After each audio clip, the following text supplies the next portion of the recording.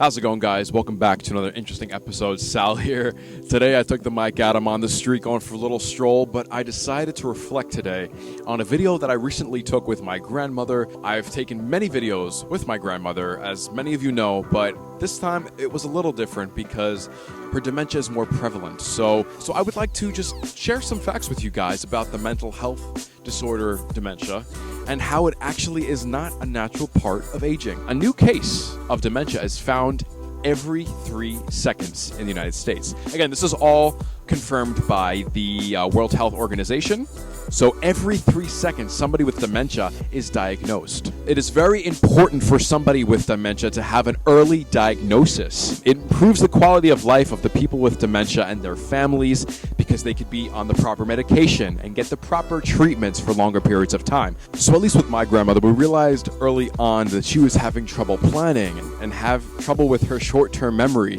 And at that point, we knew, because it ran in her family, that she needed treatment as soon as possible, and we did so, and thankfully she's been okay as of the last 5 years of her diagnosis. And a lot of people don't know that actually dementia is deteriorative, so your brain actually shrinks in size. It can happen more quickly than others, but generally speaking, it is a quite fast rate.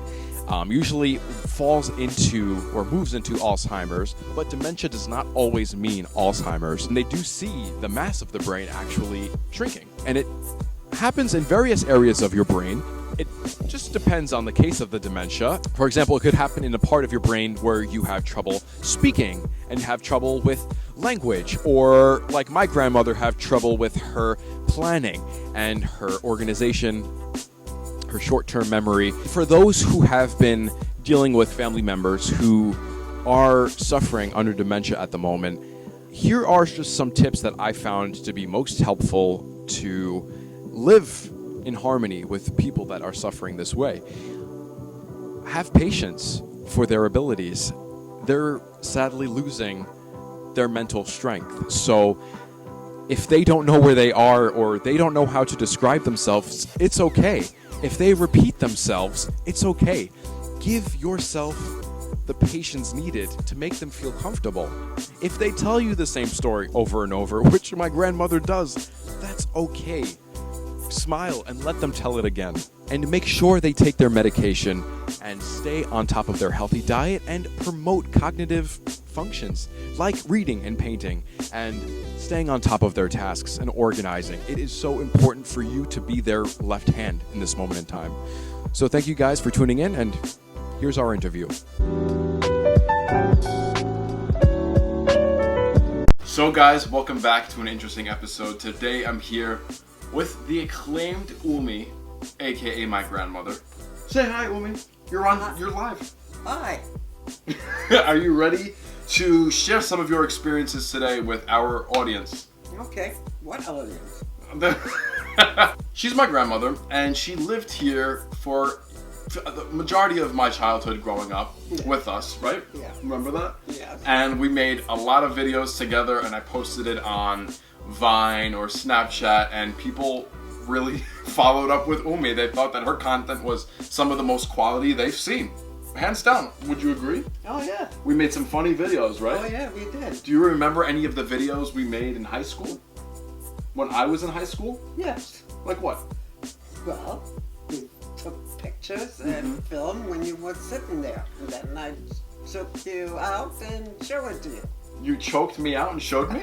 No, I didn't choke you out. I would just basically keep the camera rolling, and I would let Omi do her thing, and we'd chat, and then all of a sudden maybe we'd start to wrestle, and whatever the case may be. Or Oh, yeah. I'm not gonna lie, I wasn't maybe the best. He gave me a kick in the ass all the time. Oh no, Omi. Yes, you did. You forgot. Listen, huh? okay, I look back. One. I love kicking the ass, yes, I love. Okay, but I'm not gonna lie, sure, I was maybe a little bit of a home bully with Omi, but you know, she also was a little bit of a bully to me. But now I'm not gonna lie, I'm sad because we can't film, we can't bond every day because, well, where do you live now? I live here, but a lot of times I spend time with my boyfriend. Her boyfriend. Her boyfriend came in the picture about maybe 3-4 years ago, and I'm so happy for both of them, but I haven't gotten the chance to really hang with Umi much, and I miss that, frankly. But I took her from her boyfriend's house today to shoot this video, hang out with the family, and yeah. But do you miss living here and waking up here? And Not really. I enjoy being with Robert. Robert, his name is Robert. Yes, the iconic Robert, the man that stole my woman. I only love two guys. One was your grandfather. Uh-huh. And that's my number 2. And that's your number 2, Robert. That's it. I love it. Well, good to hear, Umi. So I'm going to ask Umi a series of questions ranging in all different categories, but mainly about her past. And I think it's very interesting because, Umi, you were born when? 1941. And where? Berlin, Germany. Berlin, Germany. Wartime. So, exactly. World War II. World War II. She is a war baby. That's what you consider yourself, right? Of course, I was. You were, exactly. So, she was 4 years old, or 4 years old when the war ended, but do you remember some things? Of course. So, I would say you could really remember the post-war years, though, the most. Of course. So, you lived in Berlin until how old? Till I got married, and he was stationed 4 years, and then we came to the United States. Okay. So, him, aka my grandfather, was an American soldier In the military, and he was stationed, and he extended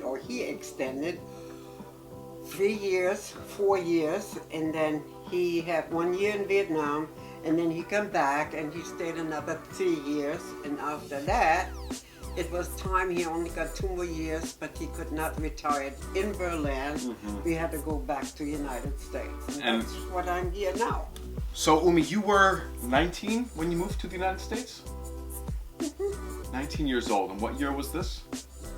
When I was born, 1941, plus 19 equals what? So 1970? Figure it out.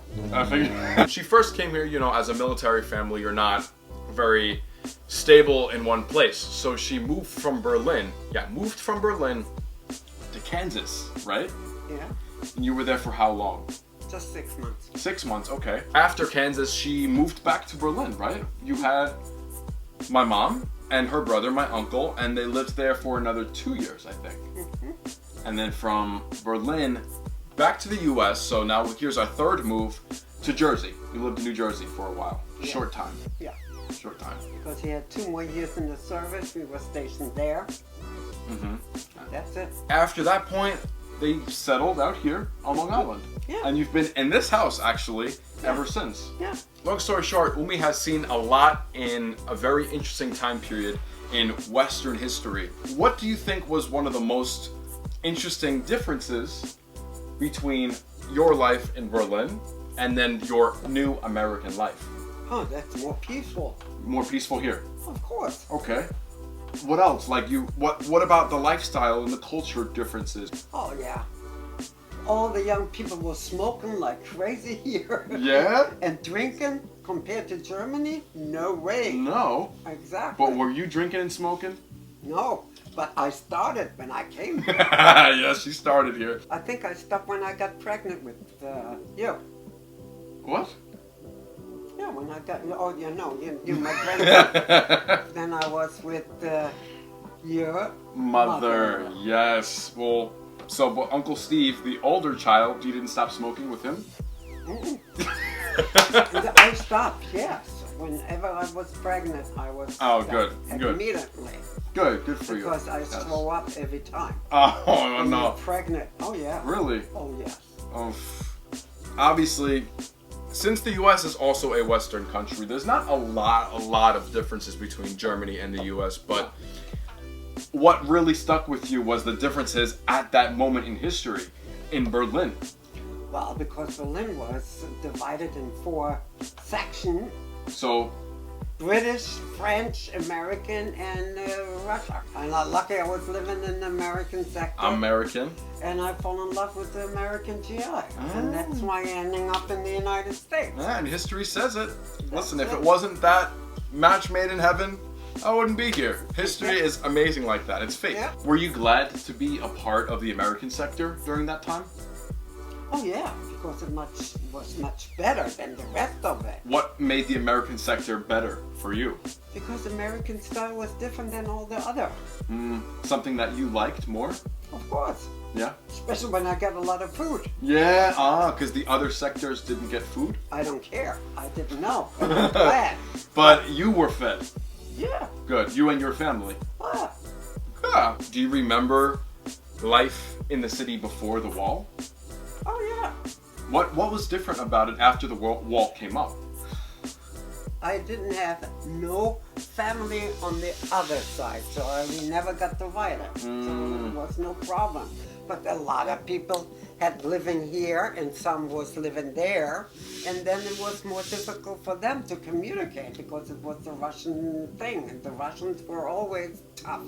They always want to make money, so they always charge you when you get over. You have to pay a price to get in there, you know. Every time they make it very difficult and expensive, and they want to make money. And it was different then because there wasn't any other form of communication. Exactly. During your time in the American occupied zone, were you surrounded by more American culture or more German culture, would you say? Yeah, but I was lucky because we had very close a building where all the GIs was in there.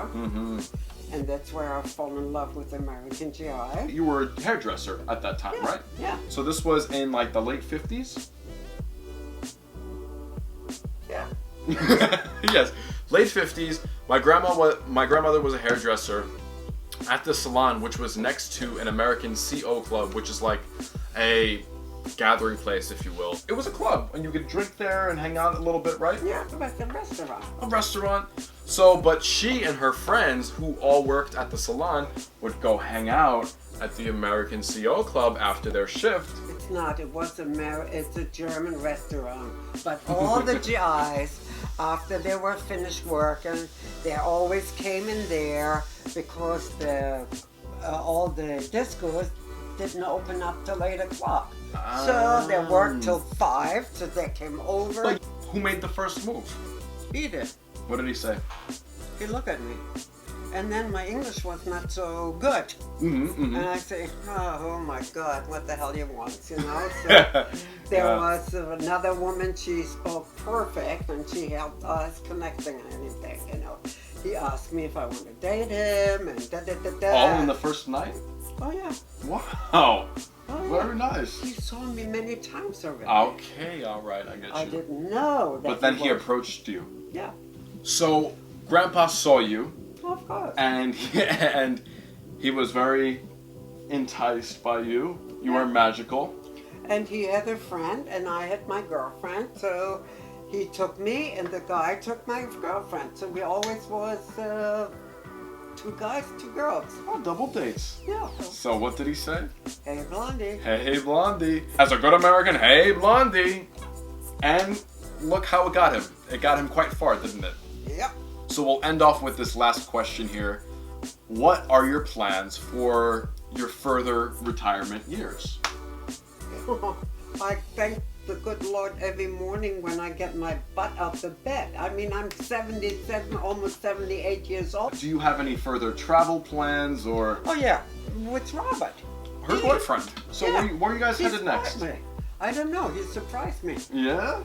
2 weeks before, she said, pack up, we going there and there. He never tell me, I never ask. Where would you want to go next? Germany? Well, I've been in, God, Jesus Christ, I grow up, I know every place in Germany. I want to see the rest of the world. I get you. That's more important. Please leave the audience with one more piece of advice from a person with as much experience as you. I hope they're thinking before they do something, and that's the right way to go. Always the right way. Think before you act. Love, respect life. That's it. Love and respect life and the people around you, right? Exactly. That's important. Exactly. You are so wise. Yeah. Oh, thank you, Umi. So thank you so much, Umi. Bingo. You've been an excellent guest today. I hope you guys learned something today with Umi and I. Thanks, guys. We'll see you next week. Yeah. Woo!